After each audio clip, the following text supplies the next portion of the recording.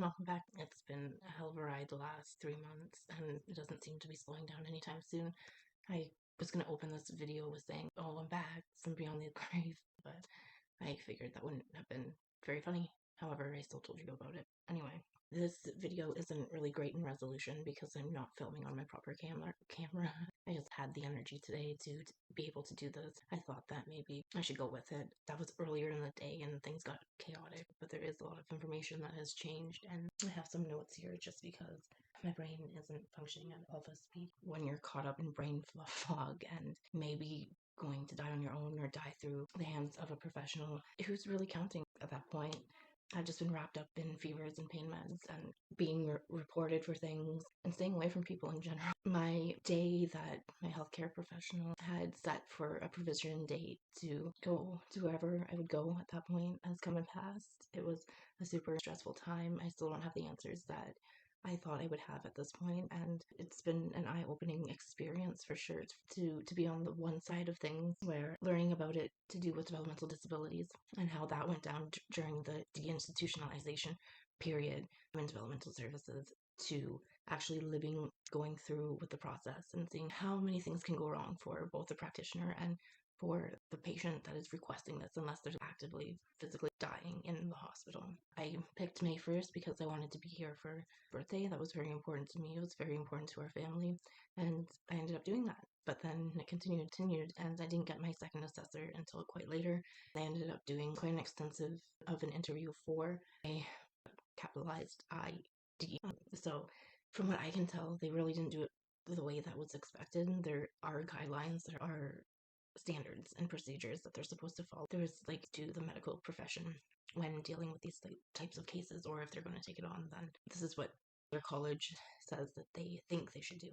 There's so much more to where I've been since February, even before that. It's been a long road. It's been a painful road. It's been a really depressing, hopeless, just disgusting road that I've been on. I'm going to try not to cry during this because it's emotional for me, yes, because I'm still processing most of what went on. Probably a lot more to this story of what I'm going to get into today than I'll be able to tell for a very long time, or while I'm still alive.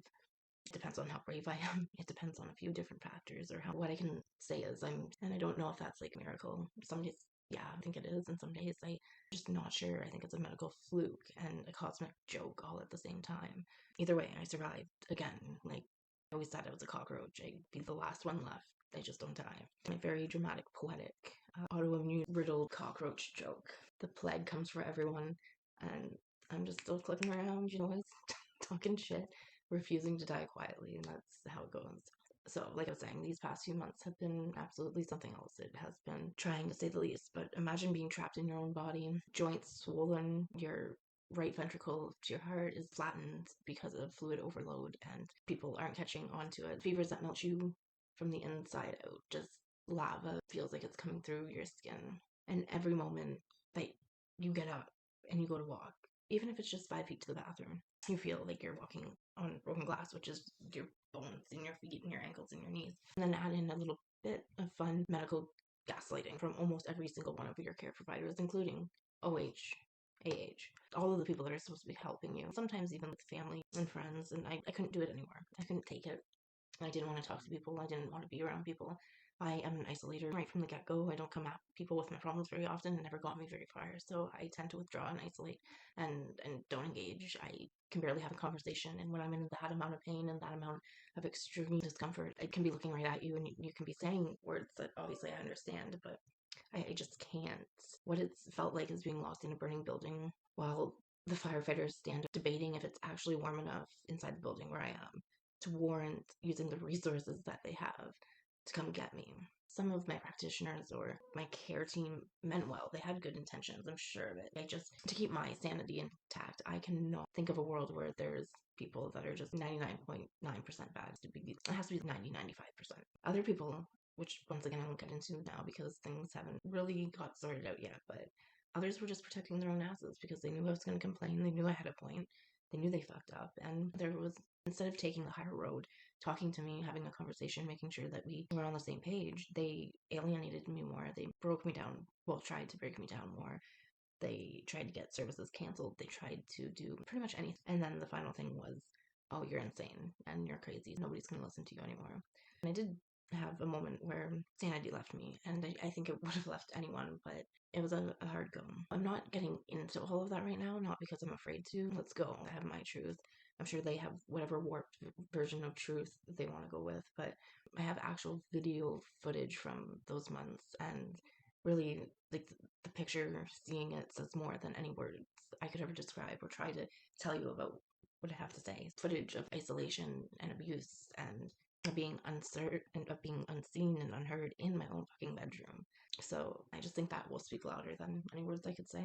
The turning point for me, if you can call it that, if it even was a turning point or it is going to be a turning point, came in February. I showed up at the hospital and Hajar was working and he was sitting at the desk right off of where they triage you, and they were doing my blood pressure and talking. I was going over my medications and I was going over my history. At this point, I was so sick that I was crippled in. My hand joints get really swollen, my wrists, my elbows, my shoulders, my knees, all of it. My jaw clenches up and I swell. I get this really great molar rash that happens here, underneath here, and at the back of my scalp. My hair was falling out in different places, you can see right now. He kept rolling his chair back and forth through this open door where on the other side is the desk that they sit behind when you're in the merge waiting to be seen or are staying overnight, whatever. He was trying to get in his dinner, but he couldn't keep his notes out of what we were talking about. When I feel like this and when I'm lunking and crippled and I'm the smallest version of myself possible, I tend to be short-tempered, and the short-temperedness comes from I don't want you to talk a lot because I don't have a lot of capacity within my brain to speak about things. I'll tell you what I know. I don't want to have this big long conversation. I don't want to go back to 2.5, 3 years ago. I'm now and I need help. I could tell he was like, something's not right with that girl. And it wasn't just like mental, it was all of it. And he listened, and he finally came into the triage area, which I've never had a doctor do there. And he went, has anyone ever told you you have lupus? And I said, well, no, of course not. Like, I'm with this. And he went, he was one of the most thorough people that I have had in my care to be lucky enough to be cared for in this way. And he ended up saying, I'm going to run a panel and we'll see what comes back. That's not going to come back for quite a few days. So this treatment won't hurt you if you don't need it. But if you do need it, you're going to start feeling better like almost in an hour or 2 hours. So he ended up prescribing me IV prednisone, which is a steroid, and within an hour and a half, 2 hours. And then I had to have potassium because my vitamins and like my labs came back. And he was, I don't know how you're still alive right now, but you are. He got me back. But point is, the steroids worked. And I was able, he wanted me to stay in until the Monday after when he was coming back so that we could do a Doppler test and we could do a few other things because there was some things that really weren't lining up and I was just like at wit's end. But day after, they ended up transferring me to Walkerton and then releasing me from Walkerton to up with my palliative care team that didn't give a shit, and my PCP, my specialist, who I don't know where they stand, but I mean, good. It's just amazing that he would see the sharp way that I would cut people off mid-sentence and be like 15 words or less because I could not handle. And that was my brain swelling. You can actually see pictures, and like maybe I'll post them, maybe I won't, because I'm still vain and whatever, so we'll see. But you can see my face like have weird effect from this. My system was legitimately short-circuiting, and it was an intense thing to go through when nobody around me understood. Nobody really believed me, and it was like, this is wrong. So let's try steroids. If it works, like, we have our answer. We basically flat out have our answer. If it doesn't, then there's no harm done. Spoiler alert, it worked. Within those few hours, I was back on my feet. My joints weren't as swollen. I could actually walk. I could open my body up again. My chest didn't hurt as bad. There was just like so many different changes, and my mood elevated quite distinctly. I had always suspected something systemic or cancerous. From the very beginning of this, I said to Ilya, wouldn't be surprised if I have cancer riddled through my lymph nodes or if I had lupus, but no one followed up on it. Nothing was in my healthcare reports. My doctors, after this panel came back that said, yes, what she's showing is showing mixed connective tissue disease. They basically went, oh, your levels aren't that high. We shouldn't be concerned about it. But the fact of the matter is, PCTD PAH is quite a lot different than IPA, which is what I have been diagnosed with in the form of pulmonary arterial hypertension. You had an idiopathic word on the front of that and it becomes IPA. But the PCTD version is quite different and it's dramatic and you need to be on different therapies, and I wasn't getting that extra steroid property that I needed so badly, so I wasn't recovering. my specialist kept saying you're responding well to medicines, but it wasn't. And he would say things like, oh, you're fat, or you're depressed, or you're this, you're that. No, I'm in pain, I'm crippled, I can't fucking do things that I want to do. And life is becoming unbearable because I know what I'm capable of. I know I'm not this person that wants to be stuck here, trapped in my own body. But anyway, then came going into the Walkerton District Hospital, which was a message, like chaos. And after that, there was a bunch of drama with OHOH or OHAH, and from there, I started going into 3 to 6 week cycles of, well, I guess it was 3 week cycles of 2 weeks completely crippled by this autoimmune shit that I had going on that wasn't being dealt with effectively. And then a week of trying to convince my healthcare providers that that's what I was experiencing, and them saying, oh, well, we've never seen it, so we don't think it is a thing. I had 2 relapses, and by the time on Sunday of last week came around, I could feel the precursor symptoms coming on of low grade fever. I'm getting more and more brain fog. I'm getting angry. Just my joints are seizing up. You can see the cells running through my body, like attacking each other. And I looked at Dilly and I said, I can't do it a third time in this amount of time. I just can't. I'm not emotionally, physically, spiritually, and I'm not for it, and I can't do it. I also said, I sure as hell don't want to drag you and Dee and my mom and my dad and everyone through it again. It's just like it's too freaking much. And that wasn't coming from a place of drama. It was coming from a place of, man, I'm tired of surviving. Anyone who hasn't lived through that kind of hell cannot even begin to attest or even speak on it, because it's something unimaginable, and it's something worse than I ever thought it could possibly be. This hell should be reserved for people on death row that had done something so heinous that they were going to die, but that's how we get them. We torture them with an autoimmune condition first. It shouldn't happen to moms just trying to get through a fucking Tuesday, right? I've had some really poor medical experiences lately, and I've been in full blown retriggerment of PTSD for months, and I've been trying my best, but it's really hard when people expect you to be the one to change when their behavior is actually the thing that needs to change. I've been working hard on that. But on Sunday, when I just need to go get ready now, I'm going, and I'm going to get seen. So I went and explained, I can feel it coming on. This is what happened. This is what Dr. Hajar did. His report's probably still there. Can you please bring me in? And the doctor can tell me if he thinks that this course of action is going to work again.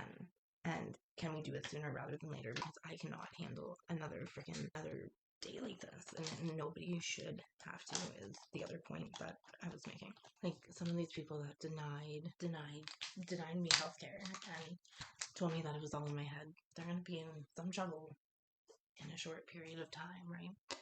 And nobody needs to see your prostrate. Dr. Abel in Hanover, and I just want to shout out to Dr. Hajar. Dr. Abel, if you ever see this, you have something special, and you got into the right field, obviously. You know your role. You are filled with knowledge, and you use that knowledge, and you don't just sit there and glorify in the fact that you are a doctor. You live and breathe it, and I couldn't be more grateful. He really read Dr. Hajar's report, unlike my physicians in the city who might as well have been reading invisible ink, or pretty much ignored it like it was written with invisible ink, and you had to be from West Gray, Bruce County, to understand or know what the note said. He took one look at me and said, this isn't right, and it's obviously not PAH related, it's not congestive heart failure related. Yeah, I think we should go ahead with steroids. Like the swelling, the rising blood pressure, because I was in so much pain. He gave me prednisone IV, and then it was like my body trying to remember how to be human again and how to function, and within 2 hours, that's what happened. So many people have forgotten that medicine isn't about the number of people you've served or the most vile of emergencies. It's about the people you've helped and actually helped get to a better state than they were. The ones that really don't try to gaslight their way out of accountability, because no matter what profession you're in, you need to take accountability for your actions. I need to find a way to recognize these practitioners, because I'm sure they don't get enough recognition for what they do and who they are and how hard they've worked, and how it shows through. I was on the IV. I was able to leave after a few hours of being monitored, and then I'm on day 3 tomorrow of the steroid, and I have had the best three days. I've been able to go away with my family. I promised Zeta that we would go to the beach earlier in the year, and she just kept like rolling her eyes and like not believing it. And we finally got here, and she's the bravest little swimmer I have ever met. She's been practicing in the bathtub all winter. That has that, and we were able to be a normal family for a few days. And that's something that my other practitioners or my specialists wouldn't give me. They wouldn't even give the chance of doing that. And but then would say things like, "Oh, you're supposed to be out having fun." Well, how can I when my body is shutting down on me? Anyway, my daughter is laughing again. My husband isn't walking around with the weight of the world on his shoulders because he knows that I've kind of been going a little bit overboard. But to be stuck in bed or in my own head for that many months, I feel so grateful right now that I'm here and that I didn't lose my mind completely and that my body didn't lose its complete capacity. But like I can't stay on steroids forever, and there's just so many nuances there. I also have my second MAID assessment answer coming up at the end of June. This should have been kaput by now, but here we are. Like, this is the system we live in. I've been able to cook. I've been outside with proper skin protection. I'm annoying again in the best way possible, I'm sure. And the brain fog. Oh, the brain fog has lifted. I'm able to sit here and talk. I wasn't able to do that, not even with Ilya. I wasn't able to do it with anyone. It could spend 2 seconds and then I'd have to go and be elsewhere and just distract. And the anxiety that comes with it. It is so annoyingly frustrating how people do not understand that humans are not meant to live that way. While I was in this fog, I was watching documentaries about orcas in captivity and for anyone who's ever had doctors try to label your slowed cognitive decline as a mental illness or on a mental illness or whatever, instead of seeing it for what it is, which is a symptom of you being chronically ignored, basically. I see you and I know it's hard. I couldn't even start to give advice on how to get through it. I felt like one of those early day captive orcas. And yes, I've been watching documentaries about that, and that was part of me trying to come out of my brain fog was knowledge and being able to describe to people how I felt like trapped, deprived, losing pieces of myself because this isn't the way that a human is supposed to live, right? Orcas and tanks exhibit bizarre behaviors, make wildly different sounds to communicate than they do in the wild. Dolphins will literally stop breathing as if they want to die. And I get that now in a way that I wish I wouldn't. Like, I always understood those documentaries and I understood that it was bad to have these massive animals that cover so much ground in such a short period of time in these tiny tanks doing repetitious work essentially for free and being force fed fish. And I just felt like I was being kept alive for the sake of being kept alive, and nobody really knew why we were doing it, but they know you're no dying. And anyway, that aside for now and for today, I feel alive again. I feel vibrant. I feel like my eyes are alive and that I can tell a joke and that I can be quick. And it's not in like this Hallmark card way. It's in this really fucking messy and really painful and really angry and really joyful and really, it's everything combined in one. I don't feel like I'm about to snap my ankle walking to the fridge, even though that's something I need to get checked. It's fucking miraculous. And this vacation that we've been on has just been, I'm so grateful. She deserves this. She deserves a mom who can follow through on the promise instead of apologizing for surviving and not being allowed to die. Watching her light up and watching her on this trip has been just an absolute delight, and I feel like the person I'm supposed to be. Let me be clear, this isn't the end of my story, and even if it comes to the end of the month and I get whatever decision, like, this is not the end of my story. I'm still here because of medication, but in my frightful form, in my natural form, if I had all of these things going on, I would be dead right now without the three life-sustaining medications that I'm on. And I had an OHAH nurse say to me that I wasn't dying. Well, that is essentially dying.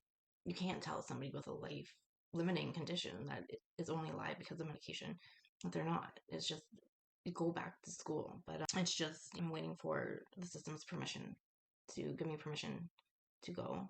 And which, as you might imagine, is just as uplifting as it sounds. But I'm calm about it for this moment. Like, I haven't had anxiety to that degree that I had been having it in a few days. So I made a little bit of peace with that, and I'm coming to terms with how I'm going to have to deal with my specialist next week, and how after that will be my PCP provider, or my family doctor, and then I'll be the maid assessor. But I just wish that the scheduling of these things matched the compassion with which they write about in pamphlets and on the government website, but it's not exactly what it seems to be after reading about it versus going through it and still going through it. Priorities seem a little skewed. I just wish, but that's a conversation for another day if I make it there. Today I'm grateful for good days, for memories, for getting out there, for pushing myself, having somebody that stuck by me when not many people would have stuck by anyone in my situation.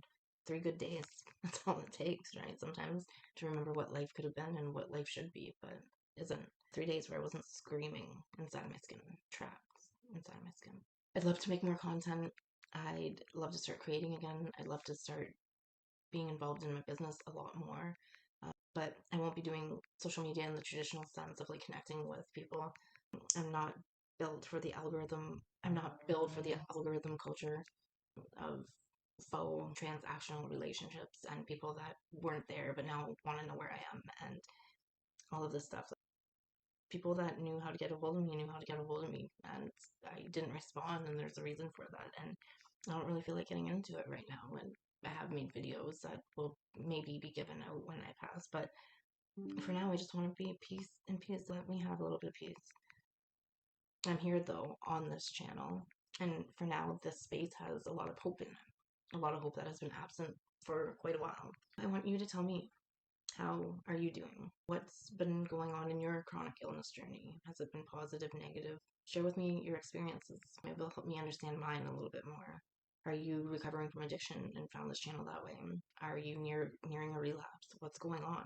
Are you navigating any kind of major life shift, or just barely fucking holding it together? I've been so deeply, utterly alone, much by choice, but some not.